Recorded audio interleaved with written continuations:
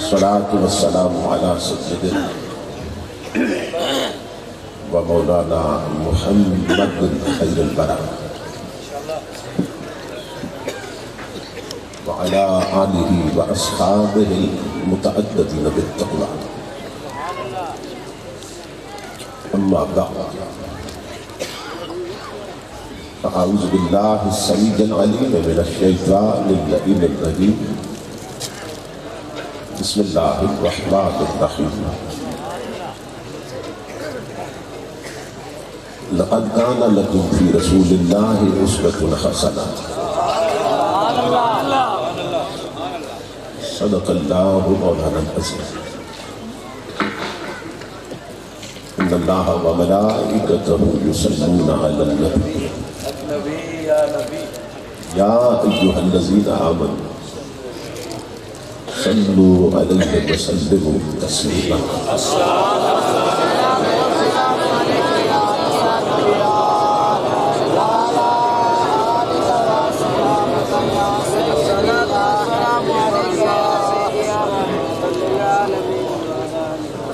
کے سب احترام یادگار اسلاف سرمایہ ملت اسلامی استاذ العلماء محب و مشفق حضرت علامہ مولانا قاری سید احمد ضیاء صاحب دامت برکاتہ العالیہ، دیگر معزز مشائخ و علماء کرام اور محترم حاضرین و سامعین، اللہ رب العزت کا لاکھ لاکھ شکر ہے کہ جس نے اپنی توفیق خاص سے آپ کو اور مجھے آج کی اس عظیم الشان، عظیم المقاصد اور کثیر البرکات کانفرنس میں حاضری کا شرف عطا کیا اور اپنا اور اپنے محبوب مکرم صلی اللہ تعالیٰ علیہ وسلم ذکر پاک اور پیغام عظیم سننے اور سنانے کی توفیق عطا فرمائے۔ اس عظیم الشان سالانہ پروگرام کے نکات پر میں آپ تمام حضرات کی خدمت میں بالعموم انجمن طلباء اسلام اور انجمن غلامان مصطفیٰ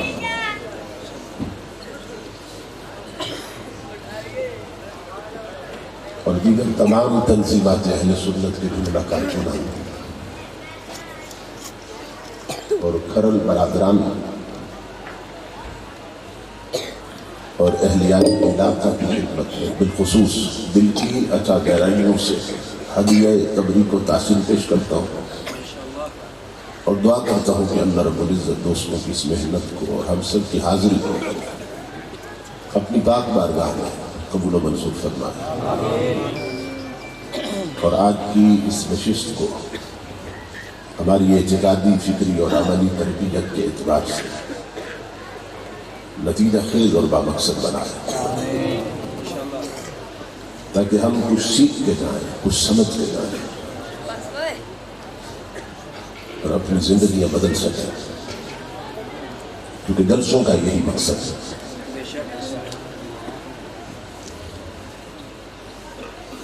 میرے ذمہ جو عنوان لگایا گیا ہے وہ ہے نبی اکرم صلی اللہ تعالیٰ علیہ وسلم سیرت پاک،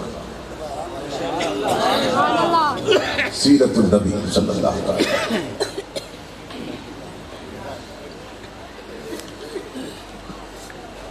مجوزہ عنوان پر گفتگو کے لیے میں نے قرآن حکیم کے جو الفاظ تلاوت کرنے کا شرف حاصل کیا، ان میں اللہ رب العزت نے ہمیں اس بات کی ترغیب دی اور حکم دیا کہ ہمارے لیے سب سے بہتر نمونہ اس کے محبوب کی زندگی میں ہے۔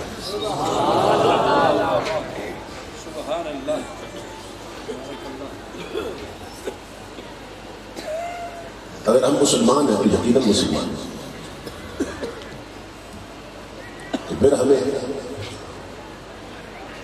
اپنی زندگی حضور کی زندگی کے سانچے میں ڈھالنی ہے، کیونکہ ہمارے لیے سب سے بہتر نمونہ حضور کی زندگی ہے۔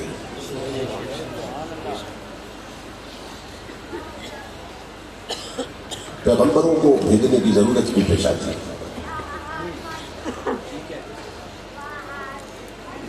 اللہ رب العزت نے ہر انسان کو عقل دی ہے۔ بعض غیر مسلم اورینٹلسٹ تھنکر مستشرقین وہ یہ سوال کرتے ہیں کہ ہمیں اللہ نے عقل سلیم دے دی، عقل ہے ہمارے پاس، تو کیا ضرورت ہے کہ ہم نبیوں کے پیچھے چلیں یا حضور کی پیروی کریں؟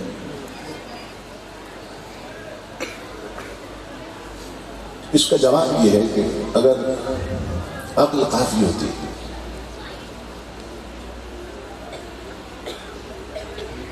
تو پھر نظام نبوت و رسالت جاری نہ کیا جاتا،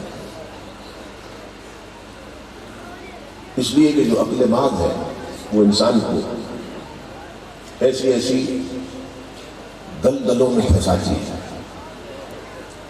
اور ایسے ایسے گجر میں گرا دیتی ہے کہ انسان اس کا تصور بھی نہیں کر سکتا اگر صرف عقل کی پیروی کی جائے، کیونکہ عقل میں جو کچھ ہے، عقل کے پاس جو کچھ ہے وہ ٹوٹل پونجی اور سارا سرمایہ وہ حواس خمسہ کے ذریعہ ہے۔ حواس خمسہ کیا ہے؟ دیکھنے کی قوت ہے، سونگنے کی قوت ہے، چکھنے کی قوت ہے، سننے کی قوت ہے اور چھونے کی قوت ہے، ٹچ کرنے کی قوت ہے لامسہ، دیکھنے کی قوت قوت باصرہ، سننے کی قوت قوت سامعہ، سونگنے کی قوت قوت شامہ اور چکھنے کی قوت قوت ذائقہ۔ اگر آپ تنہا بیٹھ کر گھر جا کے میری گفتگو پہ سوچیں گے، ایک عالم اور ایک جاہل، پڑھا لکھا اور ان پڑھا، جس کے پاس جتنا علم ہے وہ انہی 5 راستوں سے آیا۔ یہ 5 ہیں جنہیں حواس خمسہ کہتے ہیں۔ قوت باصرہ ہے، قوت سامعہ ہے، قوت شامہ ہے، قوت ذائقہ ہے اور قوت لامسہ ہے۔ انگریز بھی اس ریئلٹی اور فیکٹ کو مانتے ہیں، انگریز بھی تسلیم کرتے ہیں، اور وہ کیا کہتے ہیں؟ ہم کو انہیں حواس خمسہ کہتے ہیں، وہ کہتے ہیں 5 gates of knowledge، علم کے 5 دروازے۔ انسان کی عقل میں، فکر میں جتنی بلندی آتی ہے، جتنی پختگی آتی ہے، جو کچھ عقل میں آتا ہے وہ انہی 5 راستوں اور دروازوں سے آتا ہے۔ بے علم کوئی نہیں، تھوڑا بہت علم سب کے پاس،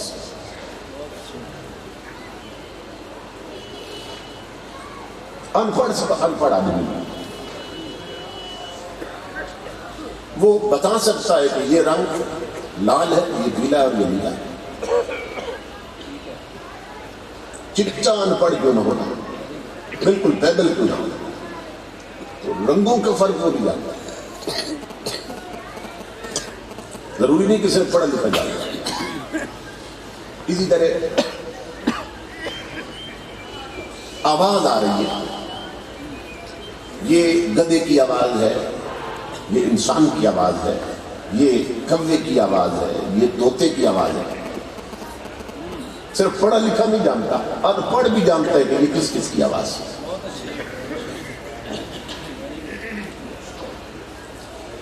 اسی طرح صورتوں کا علم ہے، صورتوں کا علم، شکل کیسی ہے، اور ایسی شکل والے کو کیا کہتے ہیں؟ یہ گدھے کی شکل ہے، یہ گھوڑے کی شکل ہے، یہ گائے کی شکل ہے، یہ بھینس کی شکل ہے، یہ بکری کی شکل ہے، یہ اونٹ کی شکل ہے۔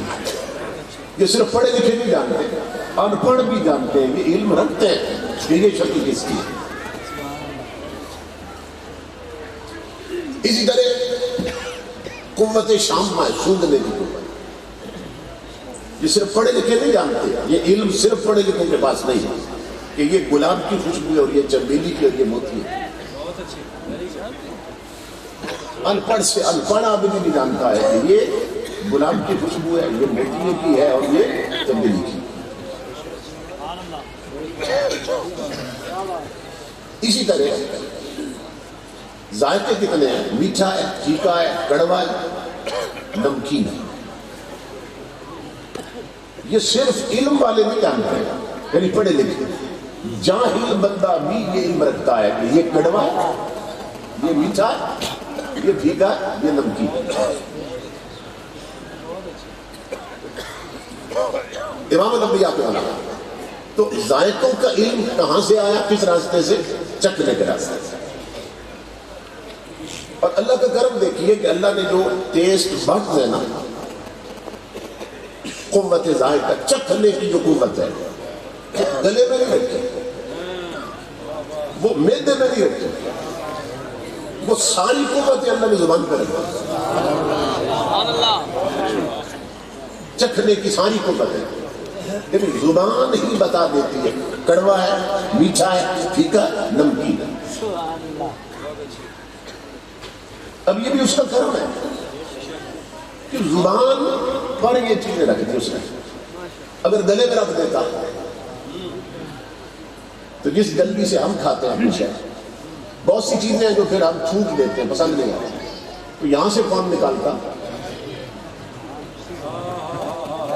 اگر گلے میں رکھ دیتا چکھنے کی قوت اور آپ کے گلے تک یہاں تک پہنچ جاتا اور آپ کہتے ہیں اب میں پسند نہیں ہے نکالوں، تو کیسے نکالتا؟ بڑے بڑے چودھری پھنس جاتے کہ نہ پھنستے، ملک مار راجے بادشاہ پھنس جاتا، اب اس کو کیسے نکالتا؟ میدے میں رکھ دیتا تو اور مشکل ہو جاتا کہ وہ تو نکل نہیں سکتے۔ فرمایا میں نے تجھے خود بنایا ہے، میں تجھ سے پیار کرتا ہوں، انسان میں تجھ سے پیار کرتا ہوں، میں نے یہاں نہیں رکھی، میدے میں نہیں رکھی، اوپر ہی رکھ دیا۔ اب تیری مرضی ہے، تیری مرضی ہے، قبول کر یا رد کر، نہیں پسند تو باہر پھینک دے، پسند ہے تو اندر بنا۔ میں نے کتنا لحاظ رکھا، کتنا لحاظ رکھا، میں نے کتنی محبت کی تھی، یہ ساری قوتیں میں نے تجھے عطا کی۔ تو جب روٹی توڑتا ہے نا تو تیرے ہاتھ بتا دیتے ہیں نرم ہے یہ ٹھنڈی ہے۔ سبحان اللہ، سبحان اللہ، ہاتھ تیرے خبر دے دیتے۔ اور جب تو منہ کے قریب کرتا ہے تو یہ جو ناک ہے، ناک یہ ٹیسٹر میں چاہتا تو پشت پر بھی لگا سکتا تھا، یہ نے منہ کے اوپر کیوں رکھا ناک، بالکل منہ کے اوپر، تاکہ اندر جانے سے پہلے یہ تجھے بتا دے خوشبودار ہے یا بدبودار ہے، تیرے لائق بھی ہے کہ نہیں، یہ پہلے بتا دے، سمجھے؟ پھر ٹیسٹ بڈ رکھ دیے زبان پر، تو نے منہ میں لقمہ ڈال دیا، چیز ڈال لی منہ میں، اب نہیں پسند آئی پھینک دے، یہ بتا دے اوپر زبان بتا دے کڑوی ہے، میٹھی ہے، پھیکی ہے، نمکین ہے۔ اچھا جب چبائے گا دانت بتا دیں گے سخت ہے کہ نرم، سبحان اللہ، گرم دیکھیے نرم ہو گا، اور میں ہاتھ بتا دیں گے ٹھنڈی ہے کہ گرم ہے، او میرے بندے ناک بتا دے گا خوشبودار ہے یا بدبودار ہے، زبان بتا دے گی کڑوی ہے یا میٹھی ہے، دانت بتا دیں گے سخت ہے یا نرم ہے۔ یہی بات اللہ فرماتا ہے یہ سارے کام میں نے تیرے جسم میں رکھ دی، یہ ڈیوٹی جسم کی ہے، جسم بتائے گا نرم ہے یا سخت، گرم ہے یا ٹھنڈی ہے، میٹھی ہے یا کڑوی ہے، جسم بتائے گا ساری چیزیں۔ اے محمد عربی کے غلام اور میرے بندے، تو نے کھانے سے پہلے صرف اتنا دیکھنا ہے کہ تیرے لیے حلال ہے یا حرام۔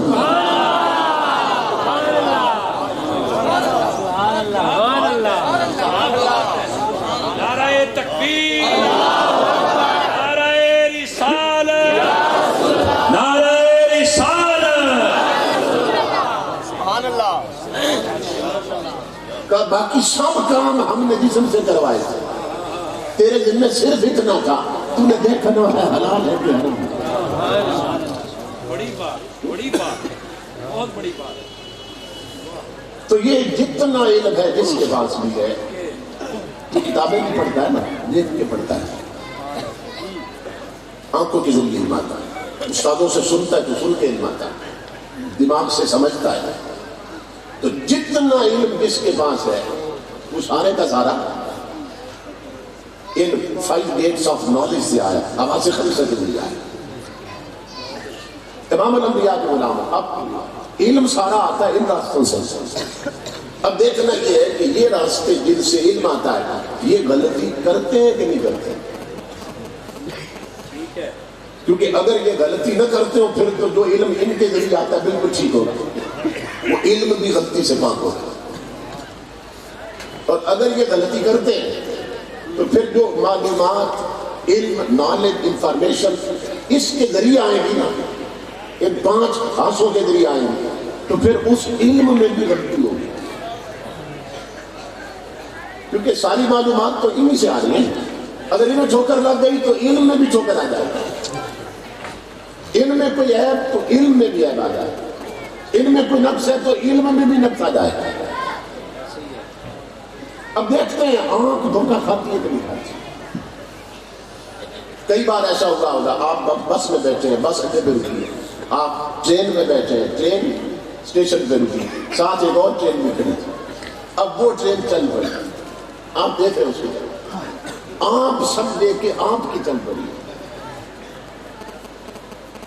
آپ دیکھ رہے تھے نا، سمجھ رہے، مگر آپ دھوکہ دے گئی، صحیح معلومات نہیں دی سی، آپ کی نہیں چلی، وہ چلی تھی۔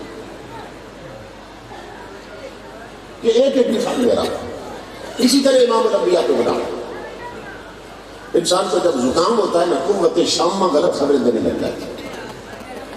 آپ عطر والے کی دکان پہ جاتے ہیں، اگر زکام ہے وہ آپ کو دیتا ہے، یہ عطر چیک کر لیں، یہ کریں، آپ کچھ سونگتے تو کہتے ہیں یار مجھے تو صحیح سمجھ نہیں آ رہا، اس کا مطلب ہے کہ یہ بھی غلطی کر رہا ہے، یہ سمجھا نہیں رہا، اس لیے کہتے مجھے سمجھ نہیں آ رہی۔ اسی طرح بیمار کا مریض بیمار ہو جائے، کوئی بخار کا مریض ہو، ٹائیفائیڈ ہو جائے، اس کو میٹھا دودھ بھی کڑوا لگتا ہے،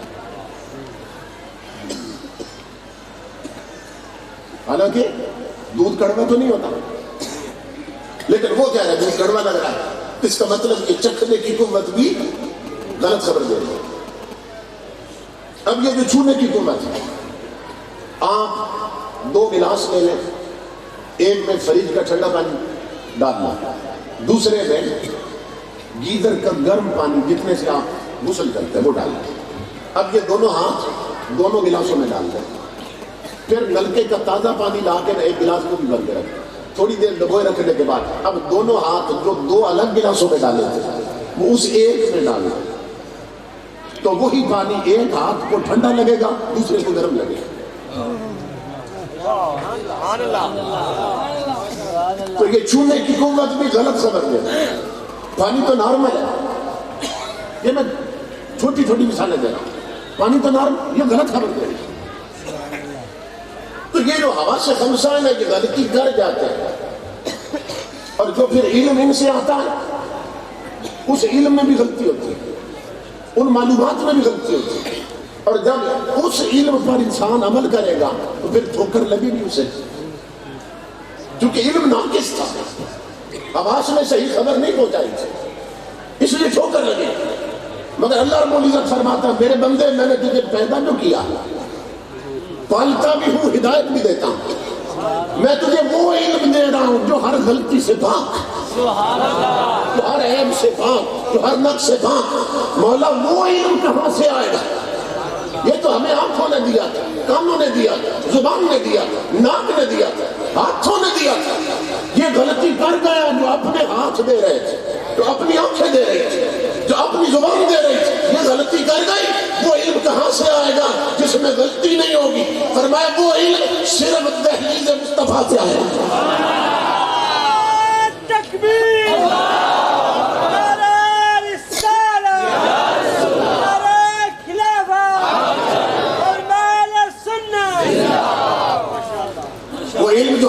سے پاک ہے، وہ نالج جو ہر غلطی سے پاک ہے، وہ شریعت، وہ تعلیم جو ہر غلطی سے پاک ہے، وہ صرف مدینے سے ملتی ہے اور کہیں نہیں ہوتی، وہ صرف دہلیز مصطفیٰ سے بچتی ہے اور کہیں سے نہیں ملتی۔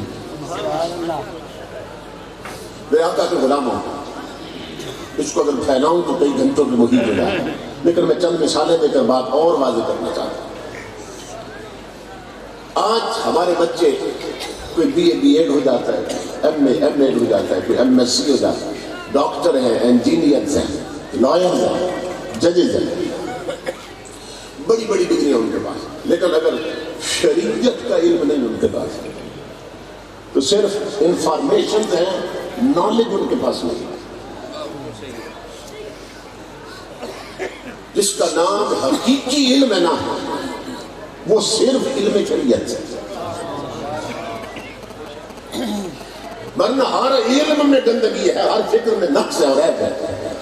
اس پر مثال ہے کہ ہمارے پڑوس میں لیا ہندوستان، ہندوؤں کا ملک، کافروں کا ملک، ہندوستان میں کروڑوں ڈاکٹر ہیں، لاکھوں انجینئرز، لاکھوں جج اور وکیل، بریگیڈیئر، کرنل، جنرل، لاکھوں انڈیا کے استاد، ڈگری ہولڈر، پڑھے لکھے لوگ، کلاس 1 آفیسر، اس روشنی کے دور میں بھی جو سائنٹیفک کلائمیکس کا دور ہے، اس دور میں بھی وہ گائے کا چھوٹا پیشاب پیتے ہیں۔ جو MS پاس ہے، جو ڈاکٹر ہے، انجینئر ہے، کرنل ہے، جنرل ہے، یا ان کا MPA ہے، MLA ہے، بڑی بڑی ڈگریاں ان کے پاس دنیا کی تعلیم، مگر گائے کا چھوٹا پیشاب پیتے ہیں۔ اتنی ڈگریاں دیکھ کر آپ کہہ سکتے ہیں کہ بندے ان پڑھ ہیں؟ آپ کہہ سکتے ہیں کہ ان پڑھ بندے ہیں؟ پڑھ کوئی نہیں بندے۔ MA کی ڈگریاں ان کے پاس، MSc کی ڈگری ہے، ڈاکٹر ہے، بیرسٹر ہے، وکیل ہے، لاکھوں نہیں کروڑوں انڈیا کے ہندو پڑھے لکھے، دنیا کی اعتبار سے کہہ رہا ہوں، وہ گائے کا چھوٹا پیشاب پیتے ہیں، کیونکہ اس کو گاؤں ماتا کہتے ہیں، ایک مقدس جانور سمجھتے ہیں، تو وہ اس کا چھوٹا پیشاب پیتا ہے۔ اور اس سے بھی عجیب بات آپ کو بتاؤں، انڈیا کا وزیر اعظم گزرا ہے، مراد جی دیسائی اس کا نام ہے، prime minister of India, Hindustan کا ہندوؤں کا وزیر اعظم، وہ بدبخت اپنا چھوٹا پیشاب خود پیتا ہے۔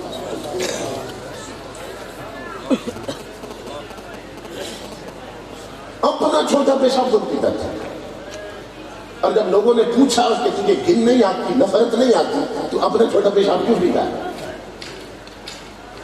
اب وہ دلیل دے رہا ہے، اور دلیل بھی بڑی پکی دے رہا ہے، عقل محض کی روشنی میں آپ اس کی دلیل رد نہیں کر سکتے۔ امام الانبیاء کے غلام، اب وہ دلیل دے رہا ہے، سننا دلیل اس کی۔ اب جو عقل نالین مصطفیٰ کے سائے سے معروم ہوتی ہے، جس علم اور فکر پر میرے نبی کے نالین کا سایہ نہیں ہوتا ہے،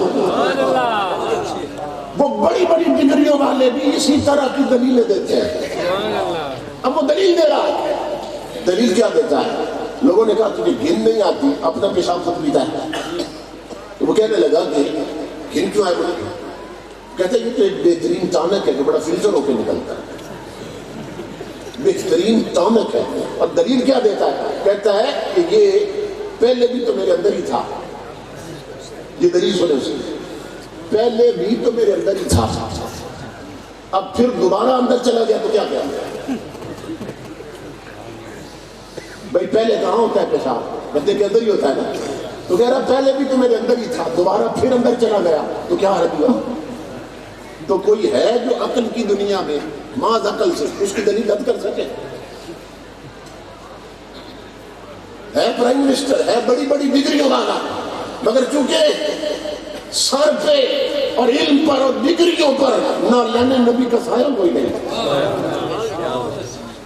سمجھ؟ گردن میں غلامی رسول کا پھٹا کوئی نہیں، اپنا پیشاب پی رہا اور دلیل یہ دے رہا ہے۔ میں نے بیٹی نہیں سنی، ایک اور مثال دیتا ہوں میں کسی طرح کے عقل پرست کی، لیکن وہ خواتین اس لیے نہیں گئے۔ امام الانبیاء کے بنا انڈیا کا وزیر اعظم اپنا پیشاب پی رہا ہے، اتنا پڑھا لکھا، دنیا کی اتنی تعلیم، کروڑوں ڈاکٹر انجینئر اور کلاس ون افیسر انڈیا کا گائے کا پیشاب پی رہے ہیں۔ اب ادھر یہ حال ہے، ڈگریاں بھی ہیں، دنیا کی تعلیم بھی ہے، پوسٹ اور عہدے بھی ہیں، اور ادھر آپ دیکھتے ہیں، مگر غور نہیں کیا ہوگا آپ نے، آئندہ غور کرنا۔ چھوٹا بچہ ہے، آج آپ نے پہلی بار اسے مدرسے میں الف با تا قرآن پاک کا قاعدہ دے کے بھیجا، چھوٹا سا معصوم بچہ، آپ نے اسے بھیجا۔ راستے میں بارش تھی، مٹی کے کیچڑ کے نہ کچھ چھینٹے کپڑوں پہ پڑ گئے اس کے، وہ پہنچے گا مدرسے میں، مسجد میں، قاعدے کو چوٹ کے اونچی جگہ پہ رکھے گا، سیدھا جائے گا چوٹیوں پہ مل مل کے دھو رہا ہے۔ اس نے ابھی پڑھی کوئی نہیں ہے، اس نے ابھی کوئی ڈگری نہیں لی، یہ ابھی سکول میں داخل نہیں ہوا، یہ ابھی کسی کالج میں نہیں پہنچا، اور یہ تو ابھی گھر سے آیا، مدرسے میں الف با تا پڑھ گئے، مگر اس کی فکر میں اتنی بلندی کہاں سے آ گئی، اس کی سوچ میں اتنی طہارت کہاں سے آ گئی، اس کی فکر میں اتنی نزاکت کہاں سے آ گئی لوگوں۔ تو مدینے سے آواز آ رہی ہے، نادان تجھے نہیں معلوم، پیدا ہونے کے بعد اس کی ماں نے اسے دودھ بعد میں پلایا تھا، اور اس کے کانوں میں نام نبی کی اذان پہلے دی گئی تھی۔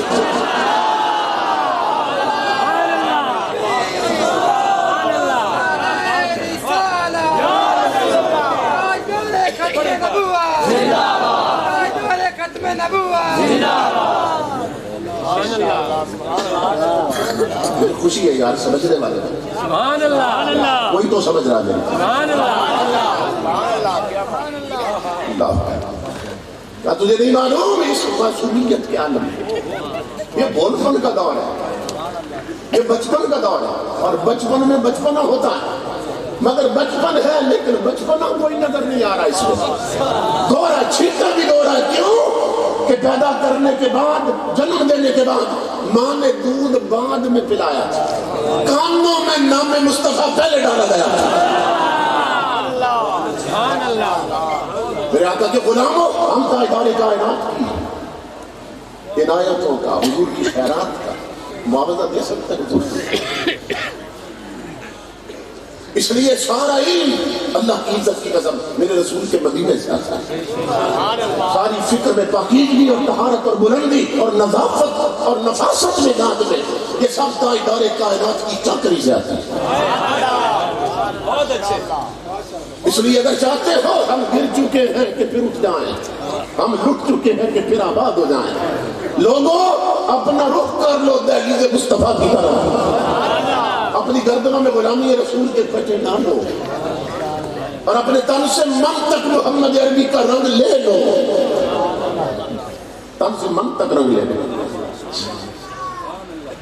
یہ جو خاکے بنائے جا رہے ہیں، فرانس میں بن رہے ہیں، ڈنمارک میں بن رہے ہیں، وہ کیوں بنا رہے ہیں؟ پیچھے تھنکنگ کیا ہے، ان کی پلاننگ کیا ہے، کیوں خاکے بنتے ہیں، یہ سوچیے۔ اور پھر میں اس کا مداوع آپ کو بتانے لگا، بہت اچھے، بہت اچھے۔ اس کا اصل علاج کیا ہے۔ امام الانبیاء کے غلام کو اس لیے بنا رہے ہیں کہ بار بار جب حضور کے خاکے بنیں گے تو جو ایک عظمت کا تصور ہے نا پیغمبر کا امت کے ذہنوں میں، وہ آہستہ آہستہ ختم ہو جائے، کہ حضور کی توہین بھی ہوتی رہے گی تو یہ برداشت کر لیں گے کہ کوئی بات نہیں، یہ ایک پرائیویٹ معاملہ ہر بندے کا، ہر مذہب کا، جو چاہے کرتا پھر، تو قوم کا گراف گر جائے گا ادب کا اور تہذیب کا، اور ان کے دلوں سے حضور کی الفت نکل جائے گی، محبت۔ آہستہ آہستہ بے ادبی برداشت کر لیں گے، چپ کر جائیں گے، اس لیے بار بار کرتا ہے کہ ہمارے دل سے حضور کی محبت نکل جائے، عظمت نکل جائے۔ اب اس کا طریقہ کیا ہے بدلہ لینے کا؟ بدلہ لینے کا طریقہ کیا ہے؟ صرف احتجاج نہیں، احتجاج سے کچھ نہیں ہوتا، بدلہ لینے کا طریقہ یہ کہ آج وعدہ کرو یہاں لاکھوں ہزاروں لوگ تو میرا خطاب سنیں گے، کیونکہ ویڈیو بن رہی ہے، میں پورے ملک میں اعلان کر رہا ہوں بدلہ لینے کا طریقہ یہ ہے جوانوں تم اپنے چہروں پر سنت مصطفیٰ سجا لو، تم داڑھی رکھو اپنے چہروں پر۔ ہم ڈنمارک والوں کو اور فرانس والوں کو یہ چہرے دکھا کر بتائیں گے کہ تم نے خاکے بنائے تھے کہ دل سے مصطفیٰ نکل جائے، ادھر دیکھو ہمارے دل میں نہیں ہمارے چہروں پر بھی مصطفیٰ نظر آ رہا ہے۔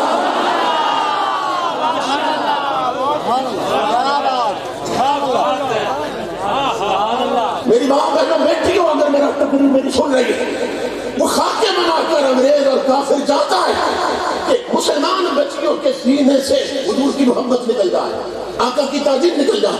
تم ایسا کرو جو بے پردہ پھرتی ہو تم شریعت والا پردہ کرو، برقعے پہن کے نکلو، ان کے منہ پہ ایسا تھپڑ لگے گا کہ دیکھو ظالمو تم نے چاہا تھا ہمارے اندر سے مصطفیٰ نکل جائے، ہمارے باہر بھی اب مصطفیٰ ہی مصطفیٰ ہے۔ نعرہ تکبیر، نعرہ رسالت، تاجدار ختم نبوت۔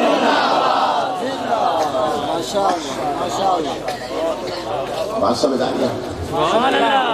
اللہ فرماتا ہے محبوب کا کلمہ پڑھنے والوں، محبوب کے غلاموں، تمہارے لیے سب سے بہتر نمونہ میرے حبیب کی زندگی ہے، کیونکہ حسن بھی اس سے باہر نہیں ہو سکتا۔ سارا حسن حضور کی زندگی ہے، ساری برکت حضور کی زندگی ہے، سارا سکون حضور کی زندگی ہے، ساری عظمتیں حضور کی زندگی ہے، فکر کی ساری پاکیزگی اور بلندی حضور کی زندگی ہے۔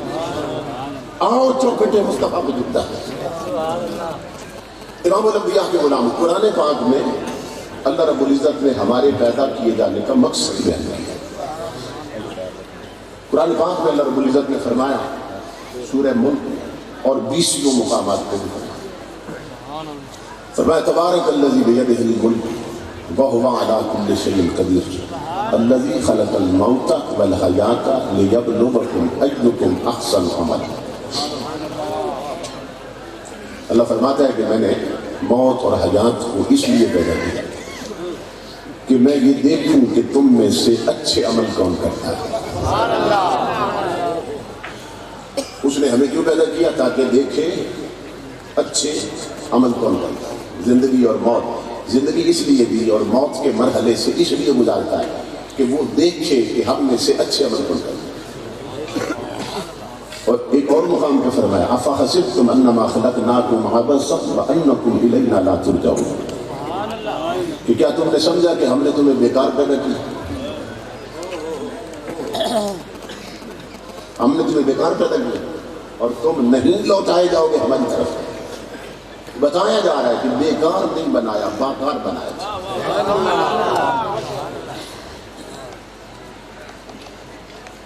لندن میں مجھے ایک فقیر ملا،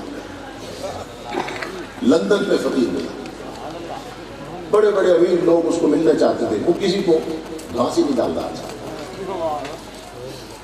میں حیران ہوا، میں نے کہا کہ لوگ دکانیں سجا کے بیٹھے ہیں کہ کوئی پھنسے اور یہاں خود پھنس رہے اور تم نے کیوں نہیں ملاتا؟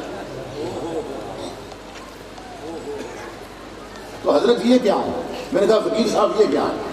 خدا کی عزت کی قسم کو کہنے لگا، وہ کہنے لگا سب دنیا عقبہ بھولے ہیں، سب دنیا عقبہ بھولے ہیں، بس یاد سجن میں رہتا ہے۔ کہنے لگا سب دنیا عقبہ بھولے ہیں، ایک یاد سجن میں رہتا ہے، بیمار محبت کو دیکھو بیکار بھی ہے باکار بھی ہے۔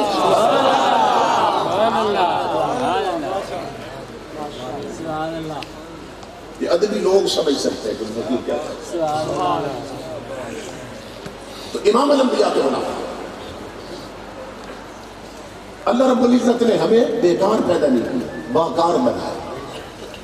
اللہ فرماتا ہے کہ میں دیکھنا چاہتا ہوں پیدا کر کے تم میں سے اچھے عمل کرتے، لیکن سوال یہ ہے کہ ہم اچھے عمل تب کریں گے نا جب خبر ہوگی کہ یہ عمل اچھا ہے۔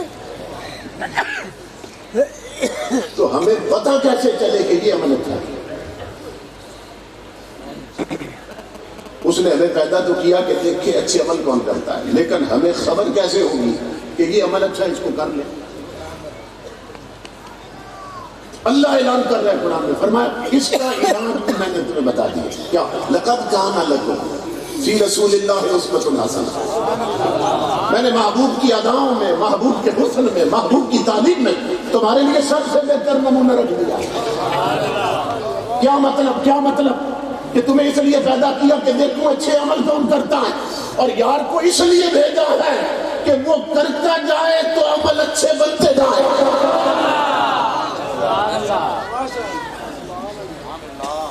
جو فعل یار کی ادا کے سانچے میں ڈل گیا بس وہی حسن ہے، وہی اچھا ہے جو یار نے کر لیا۔ تو ہمیں اس لیے پیدا کیا دیکھے اچھے عمل کون کرتا ہے، اور حضور کو کیوں پیدا کیا کہ حضور کرتے جائیں اور عمل اچھے بنتے جائیں۔ کتنا فرق ہے؟ تو بتایا کہ تم پیدا کیے گئے پیچھے چلنے کے لیے، اور محبوب کو بھیجا آگے چلنے کے لیے۔ فتبعونی، تم نے پیروی کرنی ہے میرے حبیب۔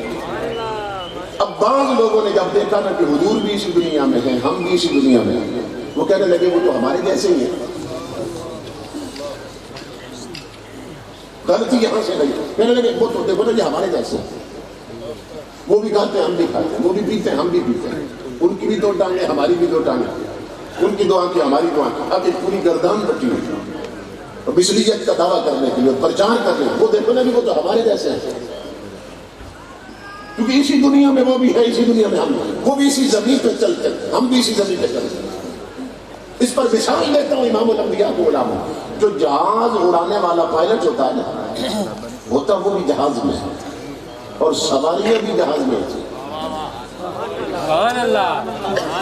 اب سواریاں اٹھ کے کہیں بھائی یہ بھی جہاز میں ہے، ہم بھی جہاز میں ہیں، اس کو ہٹاؤ، اس کی سیٹ پہ میں بیٹھوں، تو بیٹھ لگے گا، سب ہلاک ہو جائیں۔ ان کی یہ دلیل مانی جائے گی کہ وہ بھی جہاز میں، تم بھی جہاز میں، اس لیے تمہارے جیسا ہے، تو سیٹ بدلے اور اس کی سیٹ پہ میں بیٹھتے ہو، اسے پیچھے بٹھا۔ کوئی مانے گا؟ ہر کوئی کہے گا یہ پاگل ہے، ہر کوئی بتائے گا تمہیں نادان، اس فرق کو مت بھول، بے شک دونوں جہاز میں، تو بھی جہاز میں وہ بھی جہاز میں، مگر فرق دیکھ، منصب دیکھ، تو جہاز میں بیٹھا ہے پار لگنے کے لیے، وہ بیٹھا ہے پار لگانے کے لیے۔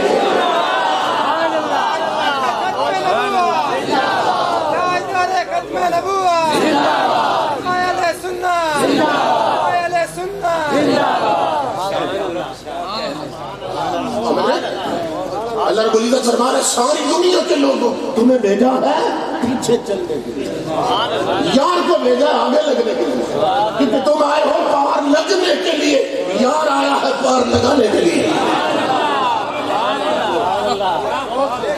اور پار وہی لگے گا جو میرے محبوب کے قدموں کے نشان ہے۔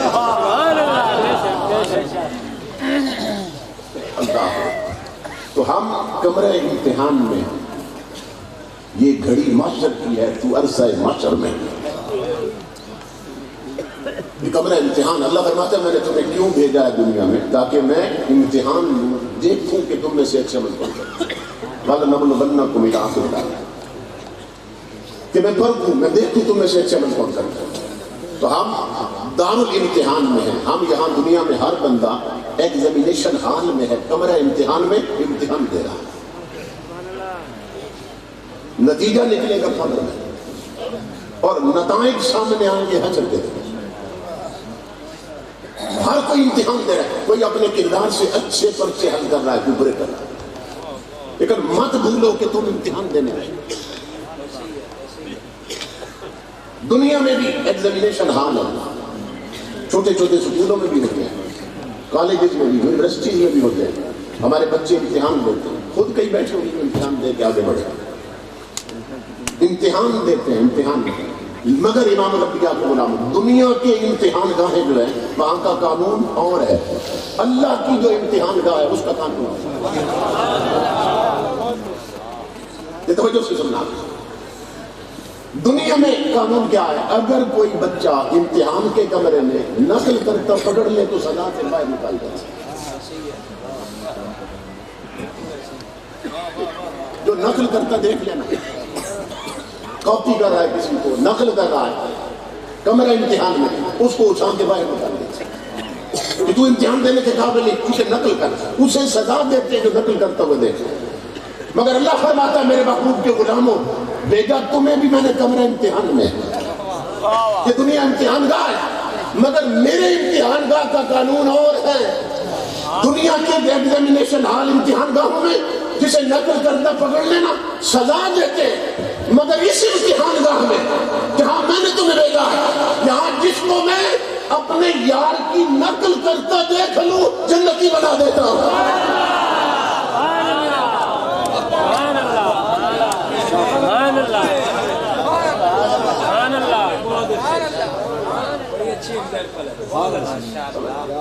فرمایا وہ امتحان گاہ ہے تمہاری، یہ ہے میری۔ وہاں نقل کرتا پکڑو تو سزا دیتے، یہاں جس کو یار کی کاپی کرتا دیکھ لوں گا اسے محبوب بھی بناؤں گا، جنتی بھی بناؤں گا۔ جسے یار کی نقل کرتا دیکھ لوں گا، اور یہ زلفیں یہ یار کی نقل ہی تو ہے، یہ سر پہ پگڑیاں اور ٹوپیاں یہ یار کی نقل ہی تو ہے، یہ عطر لگانا یار کی نقل ہی تو ہے، یہ مسواک یہاں سینے پہ لگائے پھرنا یہ یار کی نقل ہی تو ہے۔ تو اگر نقل ہی کرنی ہے تو کافر کیوں کرتے ہیں، یہود و نصارہ کیوں کرتے ہیں، اپنے رسول کی کیوں نہیں کرتے؟ اس لیے کافی کرو تو اپنے رسول کی کہ رب کے محبوب بھی بنو اور جنتی بھی بننا۔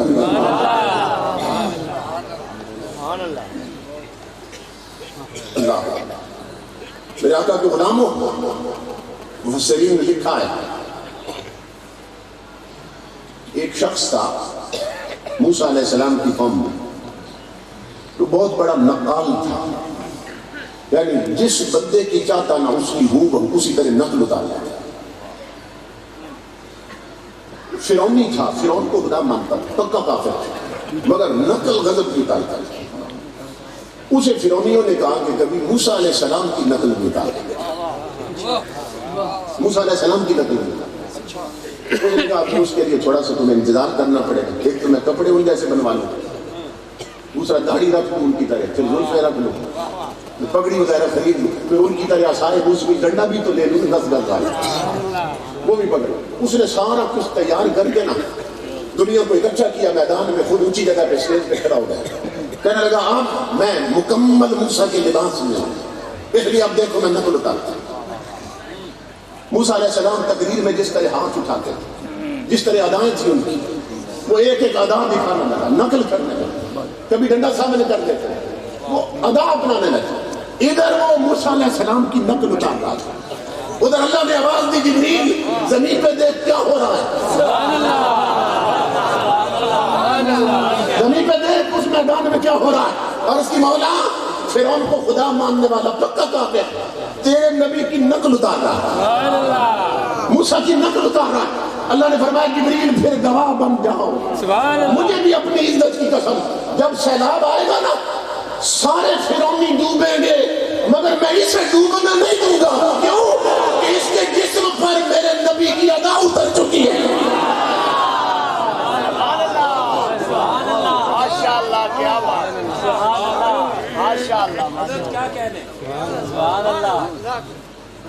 میرے آقا تو بنا وہ اس کے تو صرف باہر اتری تھی عطا،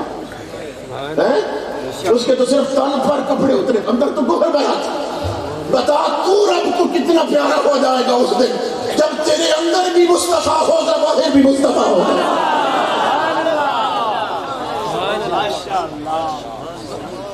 اس لیے رخ کر لو تحلیل مصطفیٰ کی طرف، رخ کر لو چوکھٹ مصطفیٰ کی طرف۔ اللہ کی عزت کی قسم اسی زندگی میں جنت کے مزے پا جاؤ گے اگر محمد عربی کی غلامی نصیب ہو گئی تو۔ یہ حضور شیخ الاسلام حضرت قمر الدین سیالوی رحمۃ اللہ تعالی جنرل ضیاء الحق کے دور میں دعوت دی گئی، پیر اور علماء مشائخ اور علماء آئے، آپ اسی دھوتی میں تیمن میں اور اسی کرتے میں کہ جو پہن کر میں سیال شریف کی گلیوں میں چلتے تھے، سبحان اللہ، اسی میں آپ ضیاء الحق کو ملنے چلتے، سبحان اللہ، وہی سیالوی ٹوپی جیسے حضرت پہنتے گئے چلے گئے۔ تو مریدوں نے کہا، کچھ لوگوں نے کہا حضرت وہاں سارے جنرل ہوں گے، وزیر بیٹھے ہوں گے، اور یہ دھوتی اور یہ کرتا اور یہ ٹوپی، آپ جا رہے ہیں ضیاء الحق کو ملنے کے لیے، حضرت کپڑے تو بدل لینا۔ جلال میں آ گیا محمد عربی کا فقیر، اس کے اندر بھی مصطفیٰ تو اور باہر بھی مصطفیٰ۔ فرمانے لگے پیچھے ہٹ جاؤ ظالم و نادانو، تمہیں کیا خبر جو کپڑے پہن کر قمر الدین مسلح پر خدا سے مل سکتا ضیاء سے کیوں نہیں مل سکتا؟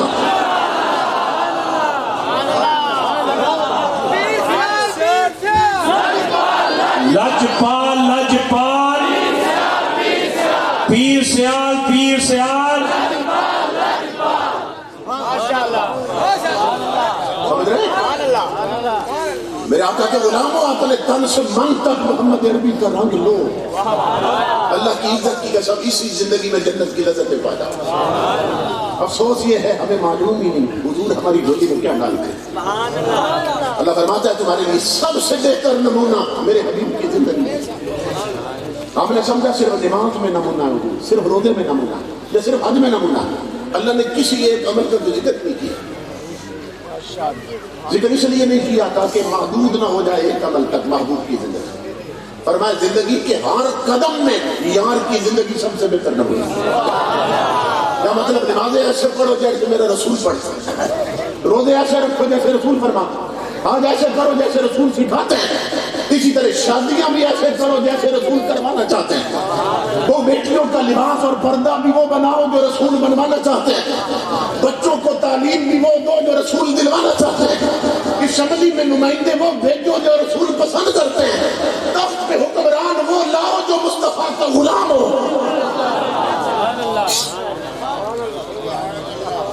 انگریز کا غلام نہ ہو، رسول کا غلام نہ ہو، جو یورپ کی فضاؤں اور ہواؤں میں نہ پلا ہو، جو مدینے کی ہواؤں میں پلا ہو، جس کے دل میں مدینہ ہو، جس کے چہرے پہ مدینہ ہو، جس کے زندگی کی احوال میں مدینہ ہو۔ اللہ فرماتا ہے محبوب کی زندگی تمہارے لیے سب سے بہتر نمونہ، اس لیے میرے حبیب کی ذریعے۔ کچھ عرصہ پہلے اسلام آباد میں ایک ہوٹل میں بہت بڑی کانفرنس کال کی گئی۔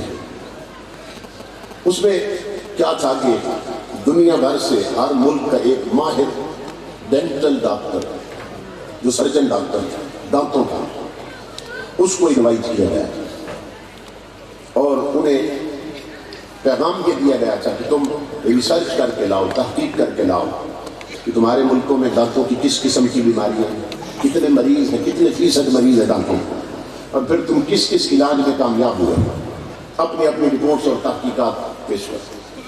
ہر ملک سے ایک بندہ چنا جائے، مسلمان ملکوں سے بھی ڈاکٹر آئے تھے اور کافر ملک۔ جب سب تھیسس پیش کر رہے تھے نا اپنے مقالہ جات، تو وہ سب ایک بات کر رہے تھے، باقی تو اپنی تحقیقات مختلف تھی، لیکن ایک بات سب کر رہے تھے، کہتے تھے یہ نہیں سمجھ آ رہا کہ دانتوں کی جتنی بیماریاں ہمارے کافروں کے ملکوں میں ہیں، انگریزوں کے ملکوں میں ہیں، اتنی مسلمان ملکوں میں نہیں ہیں۔ کہتے ہیں کہ ہماری رپورٹ ہمیں بتا رہے ہیں، حالانکہ آپ جانتے ہیں کہ ہمارے کتنے لوگ دانت صاف کرتے ہیں۔ سب ایک بات ضرور کر رہے تھے، کہتے تھے یہ سمجھ نہیں آ رہی کہ مسلمان ملکوں میں دانتوں کی بیماریاں کم ہیں نسبتاً، اور یورپ اور کافروں کے ملکوں میں زیادہ ہیں۔ تو جو سب سے بڑا ڈاکٹر تھا نا امریکہ کا ڈاکٹر، جب اس کی باری ہے اس نے کہا اس کی حقیقت میں جانتا ہوں، میری عقل مجھے بتا رہی ہے، میری تحقیق بتا رہی ہے، اس کا سبب کیا ہے؟ وہ کہتا ہے ہمارے لوگ بندوں کا بنایا ہوا، عام بندوں کا بنایا ہوا، ڈاکٹروں کا ٹوتھ پیسٹ استعمال کرتے ہیں، جو برش پہ لگاتے ہیں پیسٹ، وہ استعمال کرتے ہیں، اور مسلمان کیا کرتے ہیں؟ وہ اپنے مدینے والے کی سنت سمجھ کے مسواک کرتے ہیں۔ سمجھ رہے؟ وہ کہتا ہے ہم کریشن، اللہ ہے کریٹر، ہم مخلوق ہیں، وہ ہے خالق، تو ہم پیسٹ میں وہ چیزیں، وہ فائدے نہیں رکھ سکتے جو خالق نے لکڑی میں رکھ دی ہے۔ تو مسلمان اپنے نبی کی ادا سمجھ کے، سنت سمجھ کے، کیونکہ مسواک کرتے ہیں اس لیے بیماریوں سے بچ رہے۔ سبحان اللہ، سبحان اللہ، ماشاءاللہ۔ ہم کتنے نادان ہیں، آقا ہماری گولی میں کیا ڈال گئے اور ہم کدھر ٹھوکریں کھاتے پھرتے ہیں۔ رخ کرو تو صحیح آقا کی چوکھٹ کی طرف، غلامی رسول میں رنگے جاؤ۔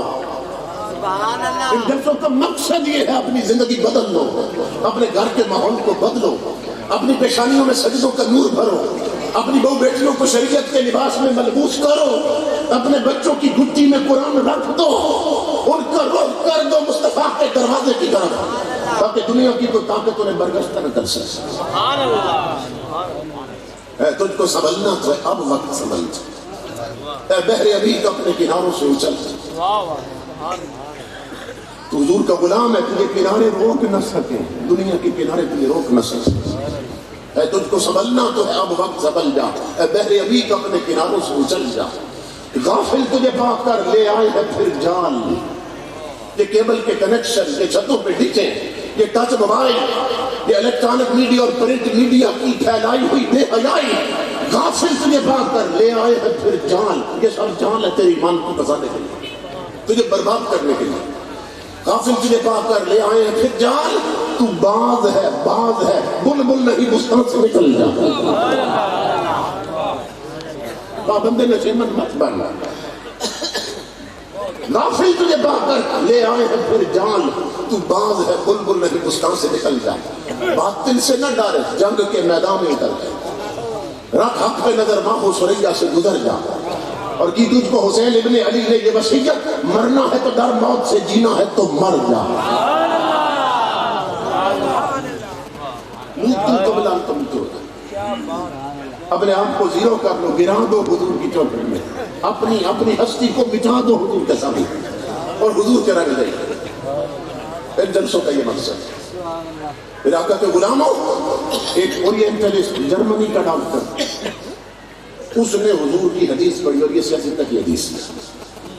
امام الانبیاء فرماتے ہیں اذا ولغ الکلب فی اناء احدکم، جب تم میں سے کسی کے گھر کے برتن میں کتا اگر منہ ڈال دے تو وہ ناپاک ہو جاتا ہے۔ کیوں ناپاک ہو؟ اس لیے کہ کتے کے اثرات اس میں چلے جاتے ہیں، جراثیم لگ جاتے ہیں کتے کے۔ تمہارے میرے نبی فرماتے ہیں کہ اگر برتن میں منہ ڈال دے کتا، اس کو 3 بار یا باختلاف روایت 7 بار مٹی سے مانج کے نہ پانی سے دھو دو، پاک اور صاف ہو جاتے ہیں۔ حضور فرماتے ہیں۔ جرمن کا ڈاکٹر ہے، اورینٹلسٹ، اس نے کہیں سے حضور کی یہ حدیث پڑھی، وہ کہنے لگا کہ میں اس پر ایکسپیریمنٹ کروں گا، تجربہ کروں گا کہ مسلمانوں کے نبی نے یہ بات کیوں فرمائی، کیونکہ وہ تو کسی سکول میں گئے نہیں، کسی کالج میں نہیں پڑھے، وہ ڈگری نہیں تھی دنیا کی ان کے پاس، انہوں نے کیسے خبر دے دی کہ مٹی سے جراثیم ختم ہو جائیں گے اور برتن صاف اور پاک ہو جائیں گے۔ اس نے کہا میں تجربہ کروں گا، اگر رزلٹ خلاف نکلا میں مسلمانوں کو شرمندہ کروں گا معاذ اللہ کہ تمہارے نبی نے ٹھیک نہیں کہا۔ اپنا ارادہ ہوتا کچھ نہیں۔ امام الانبیاء کے غلام، اس نے کیا کیا، گھر میں کتے کو نا ایک برتن میں کھانا کھلایا، پھر اس نے کیا کیا، مائکروسکوپ منگا کے بھی رکھی تھی، خوردبین جس سے جراثیم نظر آ جاتے ہیں، ایک ہوتی ہے دوربین، ایک ہوتی ہے خوردبین، تو وہ منگا کے رکھنا، جراثیم پھر رہے تھے، اس نے دیکھے کتے کھا جو چکا تھا اس میں، اور پھر کتا چاٹتا بھی زبان لگاتا تو جراثیم موجود تھے۔ موجودہ دور کے جتنے صابن بنے ہیں نا برتن دھونے والے، اس نے سب صابن منگوائے ہوئے تھے، جتنے پاؤڈر بنے ہیں برتن دھونے والے سب پاؤڈر بھی منگوائے تھے، اور لیکوڈ بنے وہ منگوائے۔ اس نے کیا کیا، باری باری ایک ایک صابن سے پاؤڈر سے پلیٹ کو دھوتا، پھر دوربین خوردبین سے دیکھتا تو جراثیم موجود ہوتے۔ وہ خود بیان کرتا ہے کہ آخر میں اپنے ہی بیڑے سے مٹی لی، اور مسلمانوں تمہارے نبی کی بات کو میں نے آزمایا، اپنے ہی بیڑے سے اپنے ہی ذہن سے میں نے مٹی لی، پلیٹ پہ رکھی اور مانجا پلیٹ کو اندر پا دیا اور پھر دھویا۔ وہ کہتا ہے مجھے پیدا کرنے والے کی قسم میں الٹ پلٹ کے دیکھتا رہا، کوئی جراثیم نہیں تھا۔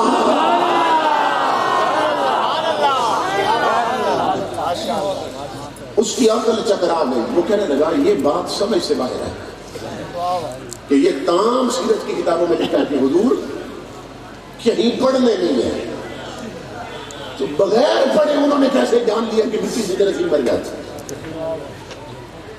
وہ کہنے لگا اب میں مٹی کا انالیسس کروں گا، مٹی کو لیبارٹری میں لے گیا، انالیسس کیا، تجزیہ کیا مٹی کا، تو ریزلٹ کیا آیا؟ لیبارٹری سے جو رپورٹ آئی کہ ہر مٹی میں نوشادر کے اجزاء چھپے ہوئے ہوتے ہیں. یہ پھٹکڑی نوشادر ہمارے اندر سے بولا جائے. نوشادر جو ہوتی ہے نتیجہ یہ نکلا کہ ہر مٹی میں نوشادر چھپی ہوتی ہے. اس نے کہا اب نوشادر پر میں پھر تجربہ کروں. جب نوشادر کا تجربہ کیا تو نتیجہ یہ نکلا کہ نوشادر کے اجزاء ہی کتے کے جراثیم مار سکتے ہیں، مگر وہ ہر مٹی میں چھپی ہوتی ہے. جب یہ نتیجہ سامنے آیا کہ نوشادر کے اجزاء ہی کتے کے جراثیم مار سکتے ہیں تو کھڑا ہو گیا پھر تجربہ. وہ کہتا ہے مسلمانوں کے نبی تیرے علم کو سلام، سلامی دے رہا ہے. تیرے علم کو سلام، تیرے نالت کو سلام، تیری فکر کو سلام مدینے والے کہ آج صدیوں کی تحقیق کے بعد سر پٹک پٹک کر بھی ڈاکٹر اور سائنسدان اس مقام پر نہیں پہنچے جہاں تو نے کالے بلال کو کھڑا کر رکھا تھا.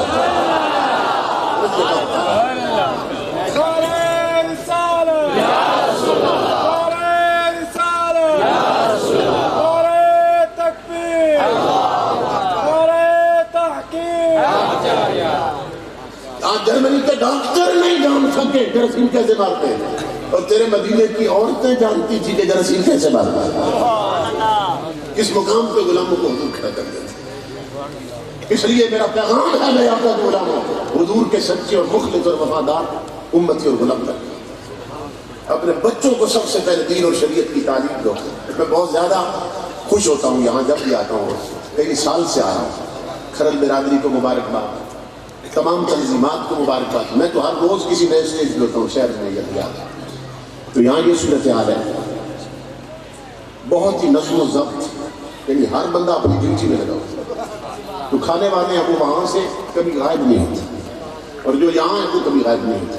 تو یہ نظم و ضبط، یہ ڈسپلن، یہ انتظام، انصرام، اہتمام، یہ بہت بڑی بات ہے. اللہ رب العزت میرے بھائیوں کو دارین کی عزتیں، برکتیں، نعمتیں اور سعادتیں نصیب فرمائے. جو ہر سال اس پروگرام کا اہتمام کر کے ہمیں یہ موقع عطا کرتے ہیں کہ ہم کوشش کرتے ہیں بھولا ہوا سبق دوہرا لیں، شاید کسی کی غفلت کی بچی کریں. اب میرے بھائی کہتے ہیں کہ 5-10 منٹ ہو گئے.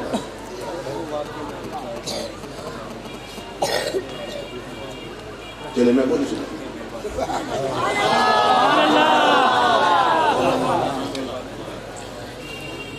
بات پھر وہیں سے شروع ہو رہی ہے کہ حضور کے ساتھ تعلق بنا لو. حضور کے ساتھ تو پھر مدینے سے خیرات آتے ہوئے دیکھ لیں. اور یہ اس دور کی بات ہے جب مسجدیں سجدوں سے بری تھی. اس دور کی بات ہے جب سروں سے ابھی چادریں اور دوپٹے نہیں اترے تھے، جب گھر گھر ابھی فلمیں نہیں پہنچی تھی، جب گھروں کے مسلح بھی آباد تھے، مسجدوں کی چٹائیاں بھی آباد تھیں، جب قرآن الماریوں میں نہیں تھے، سورہ یاسین جوانوں کی جیب میں ہوتی تھی. اس دور کی بات تھی. جب 65 کی جنگ ہوئی تو انڈیا کی آرمی نے پروگرام بنایا کہ مسلمانوں کا جو بارڈر ہے نا اس کا جائزہ لیا جائے. پاکستان کا جو بارڈر ہے محاذ کس جگہ پہ کمزور ہے اور سپاہی تھوڑے ہیں پاکستان جو پہرا دے رہے ہیں محاذ پہ، تو وہاں سے ہم حملہ کریں پوری قوت کے ساتھ اور ملک میں داخل ہو جائے. انہوں نے اپنے سپاہیز بھیجے، جاسوس، کہ بتاؤ کہ بارڈر کہاں سے کمزور ہے. تو جاسوس پھرتے رہے. انہوں نے جا کے خبر دی کہ سیال کوٹ کے قریب رنگ پور ایک گاؤں ہے. میں وہاں کتاب کر رہا. رنگ پور تو ساتھ ہی بارڈر ہے انڈیا کا محاذ. تو وہاں پہ آرمی تھوڑی ہے، اگر وہاں سے ہم حملہ کریں نا رات کے کسی حصے میں تو پھر لاہور تک ہمارا راستہ کوئی نہیں روک سکتا. انہوں نے پکی پلاننگ کر لی، پروگرام بنا لیا کہ وہاں چونکہ سپاہی تھوڑے ہیں وہاں سے حملہ کر کے داخل ہو جائیں اور اپنے سپاہیوں کو یہ خوشخبری بھی دے دی کہ ہم زور تک بادشاہی مسجد پہ پہنچ جائیں، لاہور فتح کر لیں اور مسجد میں نماز نہیں پڑھنے دیں گے، ہم مسجد کو شراب خانے میں بدل دیں گے. اس کے ذہن میں ہم شراب پیئیں گے زور کے بعد، عیاشی عام ہوگی. یہ سب اعلان کر دی انڈیا والوں نے. 65 کی جنگ، امام الانبیاء کے غلاموں ادھر پلاننگ ہو چکی ہے. رنگ پور گاؤں کا ایک کمار جس کو کہتے ہیں پنجابی، برتن بنانا، وہ بیان کرتا ہے میں کسی دوسرے گاؤں گیا ہوا تھا اور اپنے خچر یا گدھے پر 2 بوریاں لاد رکھی تھی، بورے یا بوریاں جو بھی سمجھ آیا. تو میں بیٹھا تھا، تو میں جا رہا تھا اپنے گاؤں کی طرف، تو میں نے محسوس کیا کہ اچانک میں ایک چمک پڑی ہے، بجلی سے چمکی، اور ایک سواری گولی بن کے میں میری سواری کے قریب سے گزر، اور جدھر بارڈر تھا ادھر چلی گئی، ایسے بجلی کونتی جا رہی تھی، چمک پڑتی جا رہی تھی۔ تو وہ جب سواری گزری میری سواری کے قریب سے، تو میری جو سواری تھی خچر کو ڈر گیا، وہ ڈر کے جب اچھلا نا، میں بھی نیچے گر گیا، بورے بھی نیچے گر گئے، بورے بھی نیچے گر گئے۔ اب جنگل میں میں پریشان تھا کہ اب یہ بوریاں کون رکھوائے گا، بورے مجھے، اور یہ کیا شے تھی، ایک بجلی سی چمک رہی تھی اور پھر سواری نظر آئی اور غائب ہو گئی، تو یہ کیا تھا؟ وہ کہتا ہے میں اسی مخمصے میں تھا، پریشانی میں، کہ ایک چمک اور پڑی ہے اور وہ بھی غائب ہو گئی۔ میں نے بورے چھوڑ دیے، میں نے کہا جدھر سے یہ آ رہے ہیں نا، میں ذرا ادھر توجہ دوں، کوئی اور نہ آ رہا۔ میں نے دیکھا تو ایک چمک ان دونوں سے بڑی نظر آ رہی تھی، بجلی سی چمکتی آ رہی تھی۔ میں نے دور سے ہی ہاتھ باندھا، اشارہ کیا، میں نے کہا میری بوریاں رکھوا جاؤ جو بھی ہو، میں جنگل میں ہوں۔ تو وہ بجلی قریب آئی نا تو سواری میں بدل گئی، اس پر ایک سوار تھا، چہرے پہ نقاب، ہاتھ میں تلوار، فرمایا میں بہت جلدی میں ہوں، تیری بوریاں رکھواؤ۔ میں قریب ہوا، میں بوریوں کو میں نے کہا میں بھی ہاتھ لگا تو وہ بھی اترے گا، وہ اترا نہیں ہے، اوپر سے جو کرنا تلوار کی نوک سے دونوں بوریاں خچر میں رکھی، اور مجھے کہنے لگا میں اب جاتا ہوں۔ میں نے لگام پکڑ لی سواری کے، میں نے کہا اب کیسے جائیں گے، جب تک بتائیں نہیں آپ ہیں کون۔ یہ اتنی طاقت عام جسمانی نہیں ہوتی، یہ کوئی روحانی طاقت ہے، آپ ہیں کون؟ تو فرمانے لگے میں بہت جلدی میں ہوں، سن اللہ کی عزت کی قسم بس اتنا تعارف کرا دیتا ہوں، ہم پاکستان کے نہیں مصطفیٰ کے مدینے سے آئے ہیں۔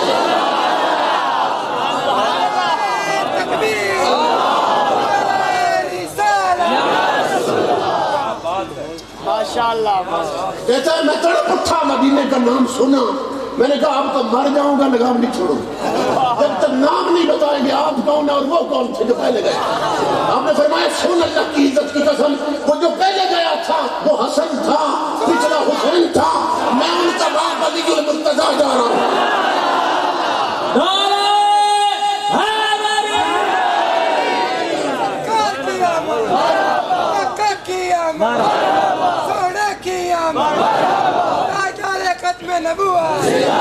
ہم مدینے میں حضور کی مجلس میں تھے کہ انڈیا کی آرمی نے پروگرام بنایا کہ مسجد میں شراب پینی ہے، مصطفیٰ تڑپ اٹھے، امام الانبیاء نے فرمایا حسن حسین اٹھو، ملک بنا ہے میرے نام پر، بدبخت اس کی مسجد میں شراب پینا چاہتے۔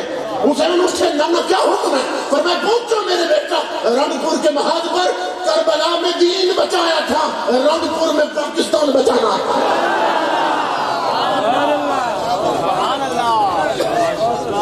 میرے آقا کے غلاموں، اس وقت مدینے سے خیرات آ گئی تھی، کیوں کہ مسجدیں آباد تھی، بیٹیوں کے سروں پہ چادریں تھی، قرآن الماریوں میں نہیں جھولیوں میں تھے، پیشانی میں سجدوں کا نور تھا، اور ہر کوئی مصطفیٰ کا غلام تھا، اس لیے خیرات آ گئی تھی۔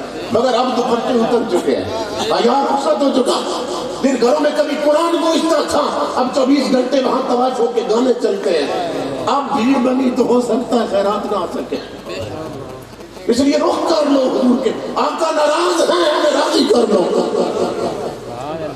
اپنے آپ کو گرا دو حضور کی چوکھٹ پہ، تاکہ ہماری یہ پستی عظمت میں بدل جائے، یہ ذلت عزت میں بدل جائے۔